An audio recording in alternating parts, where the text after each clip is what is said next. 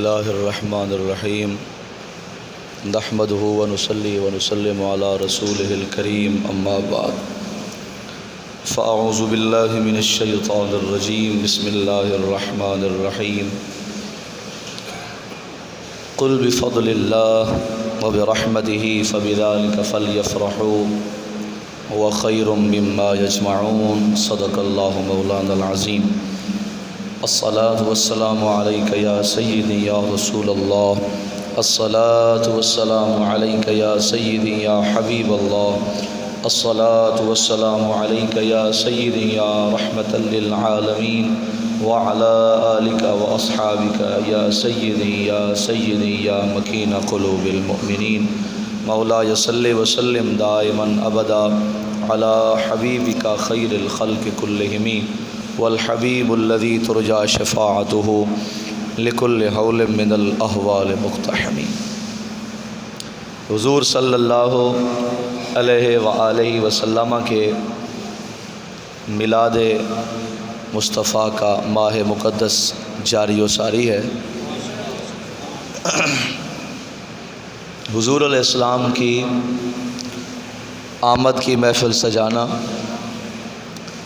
حضور علیہ السلام کے ذکر خیر کی محفل سجانا اور حضور صلی اللہ علیہ وآلہ وسلم کے ذکر میلاد کی محفل سجانا، اس کا شرعی حکم کیا ہے؟ اس بارے میں قرآن کیا کہتا ہے؟ حدیث کیا کہتی ہے؟ صحابہ کرام رضی اللہ تعالی عنہم اجمعین کا معمول مبارک کیا تھا؟ ذرا توجہ سے بات کو سمجھنا ہے۔ ہمارے نزدیک کوئی بھی مسئلہ ہو اس کے درجے ہیں۔ پہلا درجہ فرض کا ہے، دوسرا درجہ واجب کا ہے، تیسرا درجہ سنت مؤکدہ کا ہے اور چوتھا درجہ سنت غیر مؤکدہ کا ہے اور پانچواں درجہ مستحب اباحت کا درجہ ہے۔ ہمیشہ یاد رکھیں، جب آپ کہتے ہیں کہ یہ کام فرض ہے تو اس کا مطلب یہ ہوتا ہے کہ یہ قرآن میں اس کام کے کرنے کا حکم ہے۔ جب آپ کہتے ہیں واجب ہے تو اس کا مطلب یہ ہوتا ہے قرآن سے دلالت النص یا اشارت النص یا حدیث پاک سے یہ مسئلہ ثابت ہے، اس کے کرنے کا حکم ہے۔ اور جب آپ کہتے ہیں کہ یہ کام سنت مؤکدہ ہے تو اس کا مطلب یہ ہوتا ہے کہ یہ کام نبی کریم صلی اللہ علیہ وسلم نے بذات خود بنفس نفیس کیا ہے اور اس پر ہمیشگی قائم فرمائی ہے۔ اور جب آپ کہتے ہیں کہ یہ کام سنت غیر مؤکدہ ہے تو اس کا مطلب یہ ہوتا ہے کہ حضور نے یہ کام کیا ہے لیکن کبھی کبھی حضور علیہ السلام نے اس کام کو ترک فرمایا ہے۔ اور پانچواں درجہ ہے مستحب کا۔ اور جب آپ کہتے ہیں کہ یہ کام مستحب ہے تو مستحب کا مطلب یہ ہوتا ہے کہ نہ تو وہ قرآن سے ثابت کرنا ضروری ہوتا ہے، نہ حدیث سے ثابت کرنا ضروری ہوتا ہے، نہ حضور کے عمل سے ثابت کرنا ضروری ہوتا ہے۔ مستحب وہ عمل ہوتا ہے جس کو کریں تو ثواب ہوتا ہے اور اگر نہ کریں تو گناہ نہیں ہوتا۔ سمجھ آ گئی میرے دوستوں کو؟ اگر آپ یہاں تک پہنچ گئے کہ مستحب وہ عمل ہوتا ہے جس کو کریں تو ثواب ہوتا ہے، نہ کریں تو گناہ نہیں ہوتا۔ سمجھ آ گئی دوستوں کو؟ اب آپ تشریف لے آئیں کہ حضور علیہ الصلوۃ والتسلیم کا میلاد منانا، اس کا کیا درجہ ہے؟ ابھی میں نے عرض کیا کہ فرض ہوتا ہے، واجب ہوتا ہے، سنت مؤکدہ، غیر مؤکدہ اور مستحب۔ ٹھیک ہے، یہ 5 درجے میں نے بیان کیے ہیں۔ ہمیشہ یاد رکھیں، ہمارے علماء اسلام نے، ہماری شریعت نے اور ہمارے دین نے میلاد کو فرض کا درجہ نہیں دیا۔ ٹھیک ہے جی، سمجھ آ گئی؟ میلاد کو فرض کا درجہ نہیں، صرف بولتے ہیں میلاد کو فرض درجہ۔ یہ بڑا عام مسئلہ ہے، ٹھیک ہے جی، بڑا عام مسئلہ ہے، سنیں گے تو انشاءاللہ تسلی ہوگی، بڑے اعتراض سے آپ نکل جائیں گے۔ پہلا درجہ ہے فرض کا، تو نتیجہ کیا نکلا کہ میلاد منانا ہر مسلمان پر فرض نہیں ہے، ٹھیک ہے جی۔ آگے سمجھیے، اگر کوئی شخص میلاد نہیں مناتا تو اس کو نہ آپ کافر کہہ سکتے ہیں، نہ آپ اس کو بد مذہب کہہ سکتے ہیں، نہ اسے برا بھلا کہہ سکتے ہیں. ٹھیک ہے جی، سمجھ آ گئی؟ ٹھیک ہے، یہ سمجھ آ گئی نا آپ کو کہ میلاد اہل سنت کے نزدیک شریعت کے مطابق دین کے مطابق فرض نہیں ہے، بلکہ میلاد منانا فرض نہیں ہے بنسبت اس کے کہ نماز پڑھنا فرض ہے. سمجھ آ گئی دوستوں کو؟ نماز کا حکم قرآن میں ہے، جو بندہ نماز چھوڑتا ہے میلاد کرتا ہے، فرمایا نفلی عبادت ہے، مستحب عمل ہے، اللہ ثواب دے گا، لیکن پوچھے گا نہیں بے تو نے کیا کیوں تھا اور کیا کیوں نہیں تھا، یہ الگ چیز ہے. لیکن اگر نماز نہیں پڑھے تو خدا پوچھے گا میاں نماز نہیں پڑھتا سی تو میلاد دیاں بڑیاں محفلاں سجاندا سی. فرمایا کیا ہوگا؟ نماز کے بارے میں سوال ہوگا، میلاد کے بارے میں رب چاہے گا تو سوال کر لے گا، اس کی مرضی ہے. لیکن پہلا درجہ یہ ہے کہ نماز فرض ہے، میلاد فرض نہیں. سمجھ آ گئی؟ سمجھ آ گئی؟ لہذا اگر آپ دوستوں میں سے یا آپ کے دوستوں میں سے کوئی کہتا ہے کہ میلاد کرنا فرض ہے، غلط. سمجھ آ گئی؟ ٹھیک ہے. اب آ گیا دوسرا مسئلہ کہ اگر یہ میلاد فرض نہیں ہے پھر واجب ہوگا. سمجھ آ گئی؟ فرمایا میلاد کرنا واجب بھی نہیں ہے. سمجھ آ گئی؟ میلاد کرنا واجب بھی نہیں. سمجھ آ گئی؟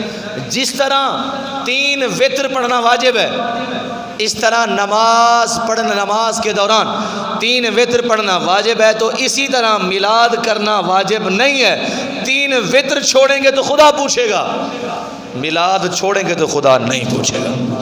سمجھ آ گئی؟ میلاد کرنا فرض بھی نہیں، میلاد کرنا واجب بھی نہیں. سمجھ آ رہی ہے نا کہ نہیں آ رہی؟ تیسرا درجہ سنت کا. حضور صلی اللہ علیہ وسلم نے اس کام کے کرنے کا حکم دیا. فرمایا حضور نے یہ کام کرنے کا حکم بھی نہیں دیا، سنت مؤکدہ بھی نہیں. سمجھ آ گئی؟ چوتھا درجہ ہے سنت غیر مؤکدہ کا. تو فرمایا میلاد کرنا سنت غیر مؤکدہ بھی نہیں. سمجھ آ گئی جی؟ سمجھ آ گئی ہے؟ آپ کو پتہ ہے میں اخبار نہیں پڑھتا ہوتا، پتہ ہے نا آپ کو، میں تقریر کرتا ہوں، تقریر قرآن و حدیث کے مطابق کرتا ہوں، اور جو بات کر رہا ہوں اس کا ذمہ دار ہوں. بولیں آپ سبحان اللہ اونچی آواز سے. کوئی لڑائی نہیں، کوئی جھگڑا نہیں، صرف بات کو سمجھنے کی ضرورت ہے. سمجھ آ گئی قاری صاحب کی بلا؟ فرض بھی نہیں، واجب بھی نہیں، سنت مؤکدہ بھی نہیں، سنت غیر مؤکدہ بھی نہیں. پانچواں درجہ ہے مستحب کا. تو فرمایا میلاد کرنا فرض بھی نہیں، واجب بھی نہیں، سنت مؤکدہ بھی نہیں، غیر مؤکدہ بھی نہیں، بلکہ میلاد کرنا یہ مستحب عمل ہے. جو کرے گا اللہ ثواب دے گا، جو نہیں کرے گا اللہ نہیں پوچھے گا. بس مسئلہ کلیئر ہو گیا؟ ہو گیا کلیئر مسئلہ جی؟ چلو جی اب آگے مسئلہ. آگے مسئلہ کیا ہے؟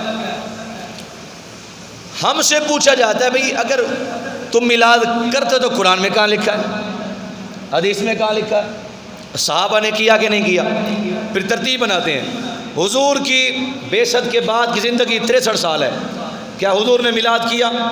ابو بکر کی زندگی میں حضور علیہ السلام کا اتنے سالوں میں میلاد آیا، ابو بکر نے کیا کہ نہیں کیا؟ عمر کی زندگی میں اتنے مرتبہ آیا، حضور کے ابو بکر عمر نے کیا کہ نہیں کیا؟ یہ پوری ترتیب. غوث پاک کے زمانہ میں اتنے مرتبہ آیا، انہوں نے کیا کہ نہیں کیا؟ خواجہ معین الدین چشتی رحمۃ اللہ علیہ کے زمانہ میں اتنے مرتبہ آیا، انہوں نے کیا کہ نہیں کیا؟ داتا صاحب کے زمانہ میں اتنی مرتبہ آیا کہ نہیں آیا؟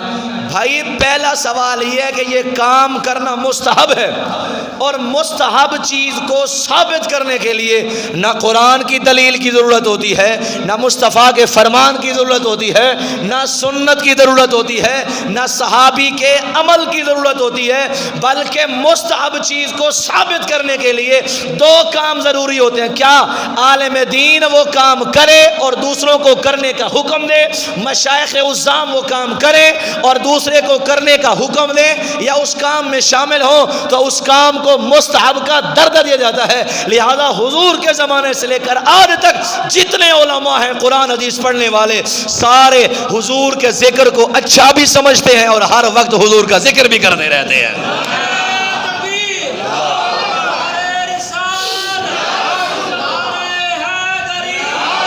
مسئلہ سمجھ آیا میرے دوستوں کو؟ یہ عبدالغفار بھائی آپ کے لیے سمجھا رہے ہیں آپ کو. اگر کوئی کہے کہ قرآن میں میلاد کہاں لکھا ہے تو آپ ان سے یہ سوال کریں میلاد کرنا کیا ہے؟ وہ جواب نہیں دے گا. پہلے تو جواب دے گا کہ فرض ہے، آپ کے فرض نہیں ہے. وہ کہے گا واجب، آپ کے واجب نہیں ہے. وہ کہے گا سنت موقدہ ہے، آپ کے سنت موقدہ بھی نہیں ہے. وہ کہیں غیر موقدہ ہے تو آپ کہیں غیر موقدہ بھی نہیں ہے. اور پھر وہ کہ کیا ہے تو آپ کیا کہیں گے؟ یہ مستحب عمل ہے. اور میاں جب مستحب عمل ہے تو مستحب کے لیے قرآن میں ہونا بھی ضروری نہیں ہے، حدیث میں ہونا بھی ضروری نہیں ہے، بلکہ مستحب کام کے لیے ضروری ہے کہ وقت کے علماء کہیں میاں حضور کی محفل ہے، گندی محفلوں سے نکلو، اچھی محفلوں میں آؤ. اور حضور کے ذکر سے اچھی محفل کوئی نہیں، حضور کے ذکر سے بہتر کوئی ذکر نہیں. سمجھ آ گئی میرے دوستوں کو؟ ٹھیک ہے جی، یہاں تک بات ہو گئی کلیئر. اب آگے چلیے آپ حضرات. جب آپ آگے چلیں گے تو پھر آپ کو ایک اور مسئلہ سمجھ آئے گا. وہ کیا؟ بھائی حضور علیہ السلام کے ذکر کی محفل، میلاد کی محفل سنت ہے، یہ اپنا مستحب ہے، یہ سمجھ آ گیا. اور مستحب کام کے لیے قرآن سے دلیل مانگنا غلط، حدیث سے دلیل مانگنا غلط، اور سنت سے دلیل مانگنا غلط. لیکن ہم جو ہیں اہل سنت و جماعت، ہمارا یہ حق بنتا ہے، چونکہ ہم میلاد کرتے ہیں تو ہمارے لیے ضروری ہے ہم یہ چیز قرآن سے بھی ثابت کریں، مصطفیٰ کے فرمان سے بھی ثابت کریں. سمجھ آ گئی؟ اب آئے قرآن پڑھتے ہیں. سب سے پہلی چیز قرآن ہے. ہم قرآن میں دیکھتے ہیں اللہ نے نبیوں کے میلاد کا ذکر کیا ہے کہ نہیں کیا. اگر اللہ تبارک و تعالیٰ نے قرآن کا پاک میں اپنے نبیوں کی ولادت کا، ان کے آنے کا، ان کے پیدا ہونے کا ذکر کیا ہے تو یقین کریں پھر یہ کام اچھا ہے، کرنا چاہیے. دیکھو بھائی میں آپ کو سچی بتا رہا ہوں، میں کوئی مسلک کی بات نہیں کر رہا، میں فرقے کی بات نہیں کر رہا، میں قرآن کی بات کر رہا ہوں. ایسا سمجھ آ رہی ہے نا؟ ہم قرآن میں دیکھیں گے بھئی قرآن کیا کہتا ہے. آئیے قرآن سے پوچھتے ہیں، اللہ قرآن بتا دو صحیح. اللہ کا قرآن کہتا ہے میں نے ایک نہیں، دو نہیں، کئی نبیوں کے ذکر میلاد کیا ہے. سبحان اللہ. بندہ تھا سبحان اللہ. آپ نے نہیں کیا تو کوئی بات نہیں، کوئی بات نہیں، آپ نے نہیں کیا نا. میں قرآن میں پہلے نبی کے میلاد کا ذکر پڑھ رہا ہوں. بولے سبحان اللہ اونچی آواز سے. نبی کون ہے؟ سب سے پہلے نبی حضرت سیدنا آدم علیہ السلام، ہمارے ابا جی کی بلا.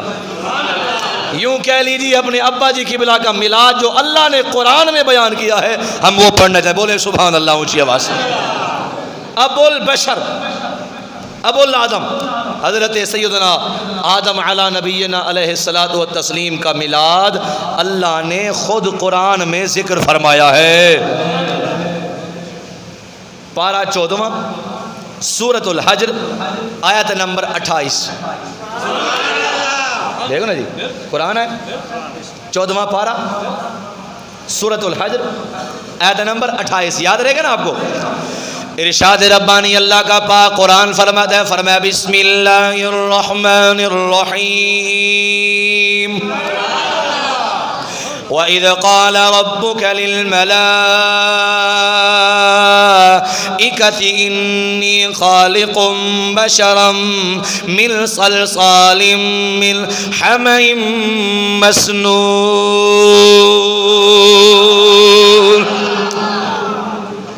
اللہ فرماتے ہیں اے حبیب وہ وقت یاد کرو جب آپ کے رب نے کہا تھا فرشتوں سے، اے فرشتوں انی بے شک میں خالقم بنانے والا ہوں، خالقم بنانے والا ہوں، پیدا کرنے والا ہوں. بشرن ایک بشر کو. اللہ کسے پیدا کر رہا ہے اور کس کی ولادت ہو رہی ہے؟ اللہ فرما رہے ہیں میرے فرشتوں گواہ ہو جاؤ میں سیدنا آدم علیہ السلام کی ولادت کر رہا ہوں، پیدا ہو رہا ہوں. تو معلوم ہوا اللہ رب العالمین حضرت آدم کے میلاد کو قرآن میں ذکر کر رہا ہے. اچھا اب آدم علیہ السلام کا ذکر قرآن میں، ولاد کا ذکر آ گیا تو سنی مسلمان کے لیے ضروری ہے، ایمان والے بیٹے کے لیے ضروری ہے. جب باپ کا ذکر قرآن میں آ گیا ہے تو پھر بیٹے کو بھی چاہیے باپ جس نبی کا امتی ہونے کے لیے خواہش مند ہے اس نبی کا میلاد کرے، ایمان تازہ کرے اپنا. اللہ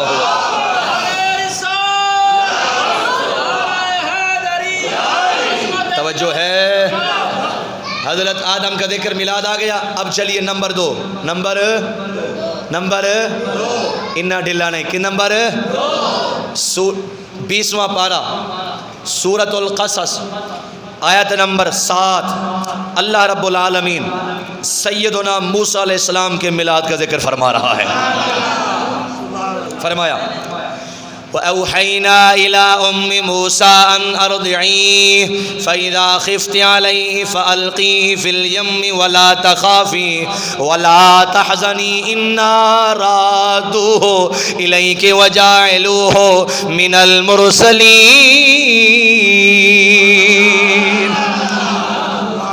اللہ فرماتے ہیں ہم نے سیدنا موسیٰ علیہ السلام کی ماں کی طرف الہام کیا، اے موسیٰ کی ماں ہمارے موسیٰ کو دودھ بھی پلا. کیا کر؟ دراصل اس کے پیچھے ایک واقعہ ہے. وہ واقعہ کیا ہے؟ بادشاہ نے خواب دیکھا کہ میرا تخت الٹنے والا ہے، میرا تاج الٹنے والا ہے. صبح ہوئی، وزیروں مشیروں کے سامنے بیٹھا، کہنے لگا میں نے خواب دیکھا میرا تخت الٹنے والا ہے، میرا تاج الٹنے والا ہے، مجھے اس خواب کی تعبیر بتاؤ. معبرین نے کہا حضور اجازت ہو تو بتائیں. کہا بتاؤ خواب کی تعبیر کیا ہے؟ فرمایا کہ آپ کی سلطنت میں، آپ کی حکومت میں کچھ دنوں کے بعد اللہ ایک بچہ پیدا کرے گا جو تیرے تخت کو بھی ختم کرے گا، تیرے تاج کو بھی ختم کرے گا، تیری حکومت بھی ختم کرے گا. چاروں طرف اس بچے کی حکومت ہوگی. اچھا فرمایا ہاں. اس نے کہا چلو جی اگر یہی بات ہے تو ہم کیا کریں؟ فرمایا یذبحون ابناءکم ویستحیون نساءکم. فرمایا ایسے کرو آج کے بعد جس کے ہاں لڑکا پیدا ہو اس لڑکے کو ذبح کر دو، لڑکی پیدا اسے زندہ رہنے دو. کیا کیا اس نے؟ آج کے بعد حاملہ عورت کے جسم سے اگر بچہ پیدا اسے ذبح کر دو، لڑکی پیدا اسے زندہ رہنے دو. سمجھ آ رہی ہے دوستوں کو نہیں آ رہی؟ لڑکوں کو ذبح کر دو، لڑکیوں کو زندہ رہنے دو. حتیٰ کہ گھروں میں جا کر تلاشی لو، اس بادشاہ کی حکومت کے اندر پولیس فوج جتنی تھی سارے گھروں کے اندر چکر لگا کے آتے بھی آج کس کے ہاں بچہ پیدا ہونا ہے. اگر بچہ پیدا ہوتا اسے ذبح کر دیتے، بچی پیدا ہوتی اسے زندہ رکھتے. قرآن کہتا ہے اس کی شرح میں مفسرین کہتے ہیں 70,000 بچوں کو اس بدبخت نے قتل کروایا. کتنے؟ 70,000 بچوں کو قتل کروایا. 70,000 بچوں کو قتل کروایا. قرآن کہتا ہے جب اس نے 70,000 بچوں کو قتل کروایا نا، اس کی منشا کیا تھی کہ جو بچہ آنے والا ہے وہ نہ آئے، اگر آئے تو اسے قتل کر دیا جائے. لیکن قرآن کہتا ہے وَإِذْ نَجَّيْنَاكُمْ مِنْ آلِ فِرْعَوْنَ. قرآن کہتا ہے اے میرے نبی، اے میرے موسیٰ، ہم نے تیرا میلاد کروانا تھا. اس نے 75,000 بچوں کو قتل کروایا. اس نے کہا کہ میلاد نہیں ہوگا، نبی پیدا نہیں ہوگا، ہم میلاد روکیں گے، نبی کا میلاد نہیں ہونے دیں گے. قرآن کہتا ہے اس نے 70,000 بچوں کو قتل کروایا کہ نبی کا میلاد نہیں ہوگا. اللہ نے فرمایا جتنا مرضی قتل کرا لے ہم نبی کا میلاد کریں گے، اور ایسا میلاد کریں گے نبی پیدا بھی ہوگا، پیدا ہونے کے بعد تیری جھولی میں آئے گا، تو اسے کھلائے گا بھی صحیح، اسے پلائے گا بھی صحیح.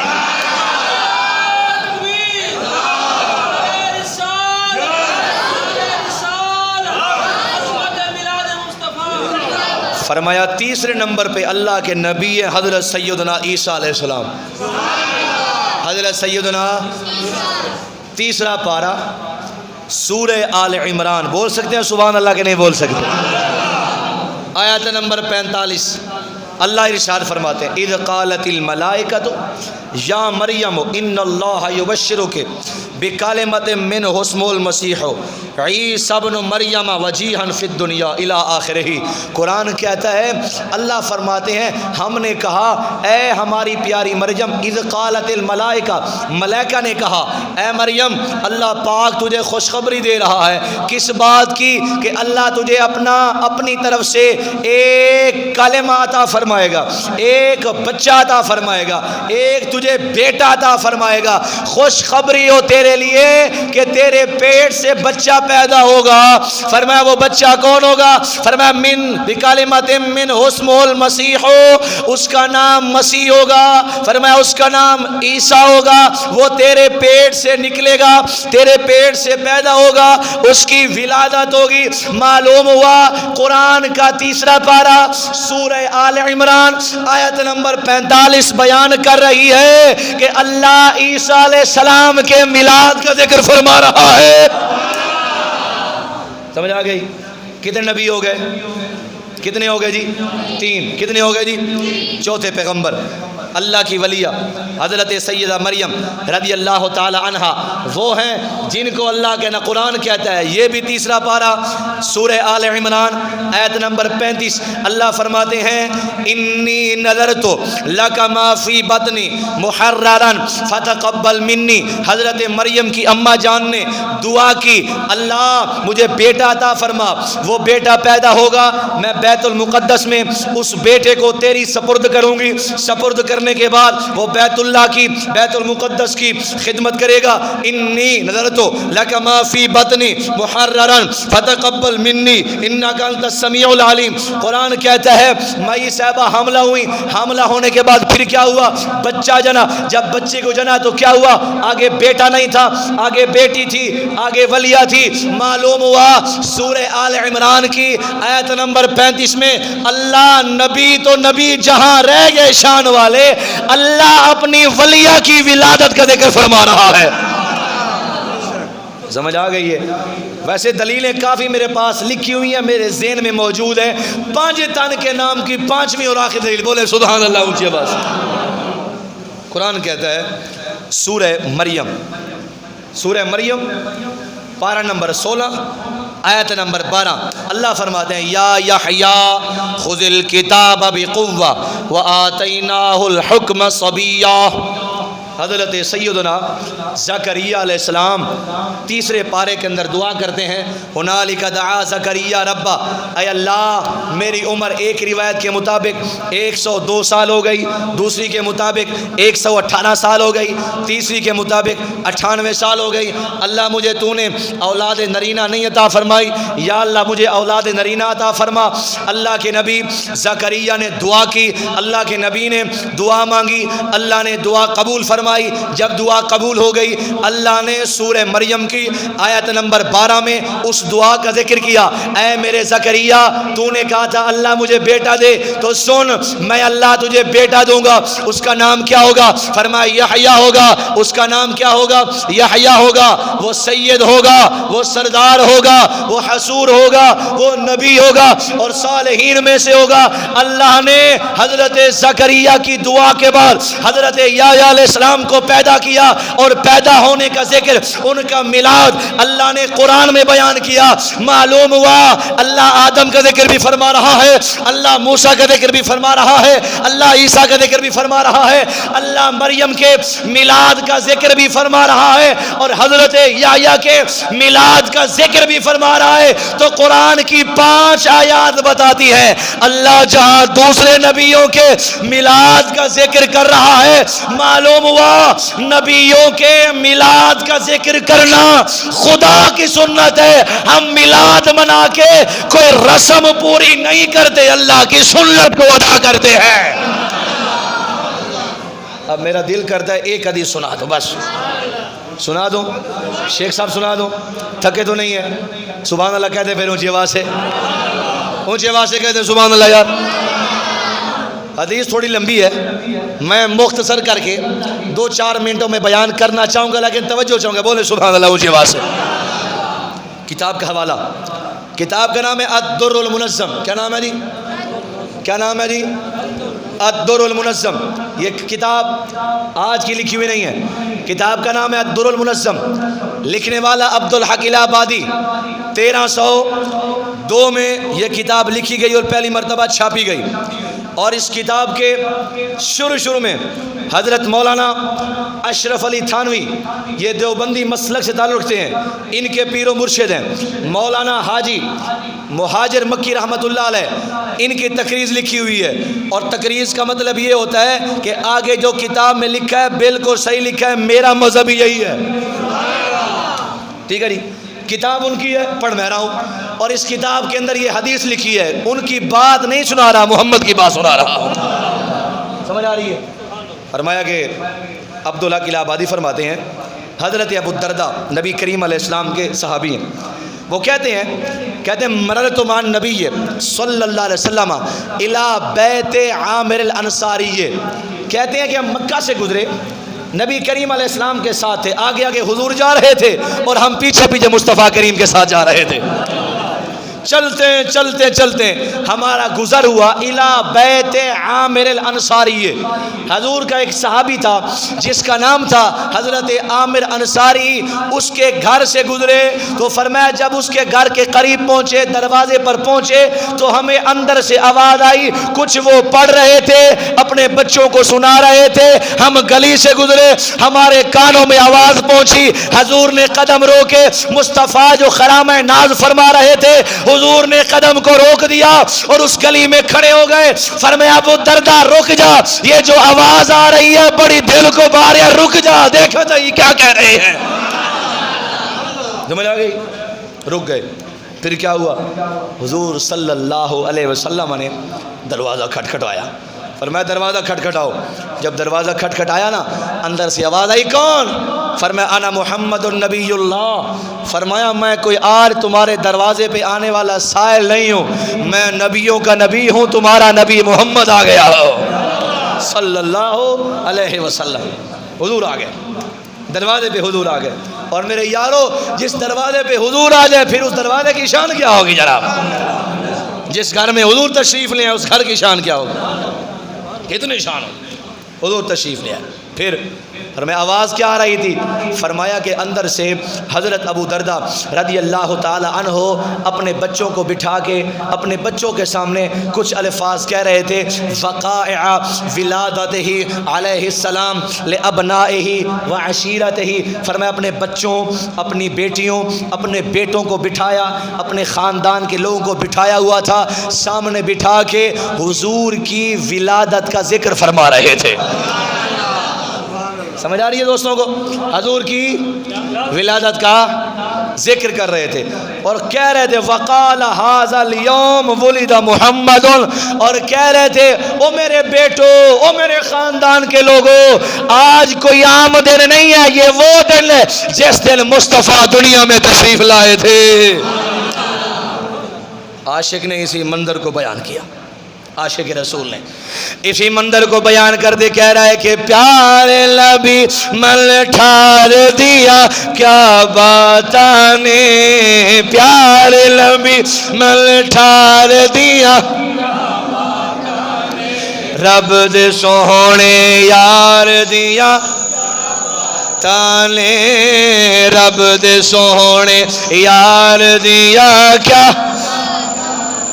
فرمایا حضور کا ذکر کر رہے تھے اور کہہ رہے تھے آج کا ہی وہ دن ہے جس دن مصطفیٰ کریم علیہ السلام اس دنیا میں تشریف لائے تھے۔ حضور تشریف لائے، فرمایا بتاؤ کیا کہہ رہے تھے؟ کہہ رہے یا رسول اللہ آپ کے آنے کا ذکر کر رہا تھا، آپ کی ولادت کا ذکر کر رہا تھا۔ حضور علیہ السلام نے پتہ کیا فرمایا؟ فرمایا ان اللہ قد فتح لک ابواب الرحمت، فرمایا تو نیچے زمین پہ بیٹھ کے میرے آنے کی خوشی کر رہا تھا، اللہ نے تیرے لیے رحمت کے دروازے کھول دیے تھے۔ اچھا پھر والملائکۃ کلہم یستغفرون لک، او میرے صحابی تو میرا ذکر کر رہا تھا تو اللہ کے فرشتے تیرے لیے مغفرت کی دعا کر رہے تھے۔ اب آخری جملہ آخری جملہ میرے حضور صلی اللہ علیہ وسلم سے عرض کرتے ہیں یا رسول اللہ، اللہ رحمت کے دروازے کھول دیتا ہے اور فرشتے میرے لیے مغفرت کی دعا کر رہے تھے، یا رسول اللہ آپ بھی کچھ فرمائیں نا۔